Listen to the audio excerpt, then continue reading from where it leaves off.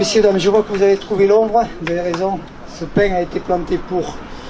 J'espère qu'il va rester d'ailleurs, parce que vous avez vu, il n'est pas très loin du projet.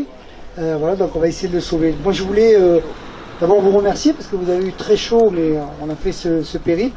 Je voulais remercier tous mes collègues élus qui sont là, nous avons des parlementaires, nous avons des maires, des adjoints, des élus qui sont présents, de toutes les communes d'ailleurs. J'ai salué tout à l'heure Madame le maire du Nizan qui devait nous quitter. Je voudrais excuser ma collègue qui co-préside avec moi le collectif de Sud-Gironde, Madame Jacqueline Nartic, qui est maire de Bernos-Bolac, qui a pris quelques jours de vacances, mais elle m'a demandé de parler en son nom. Donc je vais essayer de dire quelques mots à cet effet. Vous dire, bon voilà, cette mobilisation, elle est toujours de bonne aloi. Je remercie aussi bien JVEA que Nina d'être avec nous. Ils sont toujours à nos côtés. Ça va peut-être durer d'ailleurs, parce que j'espère qu'on va être entendu, écouté. Alors entendu, on l'a été lorsque le 26 avril, avec certains de mes collègues, on a été reçus par le préfet dans le cadre du comité de suivi, comité départemental de suivi. On a pu lui dire en tête à tête ou face à face avec les gens de RFF en face de nous, de la SNCF plutôt, en face de nous, notre ressenti, votre ressenti, parce que je rappelle que les élus parlent au nom du peuple, au nom des habitants de nos territoires, et donc quand on s'exprime en votre nom, et nous on a pu dire que voilà, sur ce projet, on était contre depuis le début, qu'on n'en voulait pas, qu'on voulait le raménagement des lignes existantes pour les trains du quotidien, mais que ce projet nous apparaissait d'abord dépassé par le temps qui vient de s'écouler, les 20 années, et puis dépassé au niveau du prix.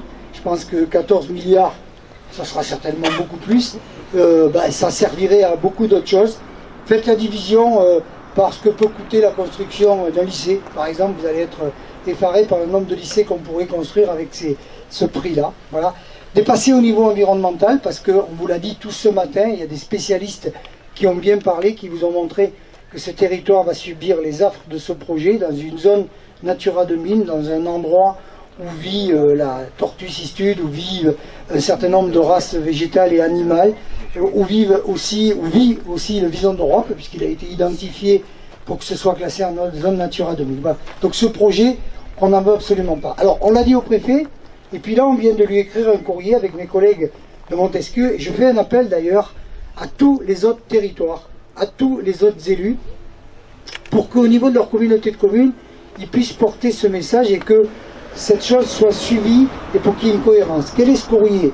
Ce courrier, et donc Maître Dufranc qui est là, le maire de la Brette, sur ses conseils d'avocats avisés, ce courrier a pour objectif de demander au préfet et de demander à la SNCF que si ce projet doit se faire, et notamment en premier lieu avec les AFSB qui nous sont annoncés dans le deuxième semestre 2023, on ait l'intervention d'experts indépendants, payés par la SNCF bien évidemment, qui puissent faire des expertises poussées sur les voiries qui seront abîmées, sur les trottoirs, sur tous les lieux publics, sur les bâtiments publics, mais aussi sur les propriétés privées.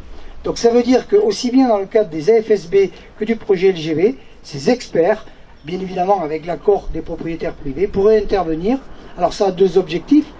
Toujours pareil, je parle au conditionnel en disant toujours, et rassurez-vous, mon vœu c'est que demain on nous dise ce projet est abandonné, on va faire autre chose. Voilà. Mais si malheureusement, il faut toujours se prémunir des choses, si ce projet devait avoir lieu, il faut que ces expertises puissent avoir lieu, il faut qu'il y ait des experts qui viennent, qui identifient bien tout ce qu'il y a actuellement sur les propriétés publiques et privées, de manière à ce que, après les 8 ou 9 ans de travaux, voire plus, eh bien, les choses puissent être rendues à l'identique. Voilà. Donc moi j'incite tous les élus du territoire sud-girondais à faire la même chose, de manière à ce que le préfet, parce qu'on va le revoir, le préfet, puisqu'on est dans le comité de suivi, on espère une réponse d'abord à ce courrier, parce que quand des élus de la République écrivent, c'est bien qu'on leur réponde, sinon ça veut dire qu'on se fout d'eux.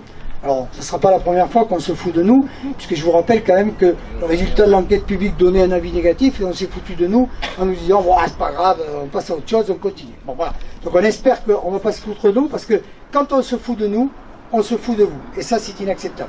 Voilà. Merci de votre présence. Bonne fête de journée. Je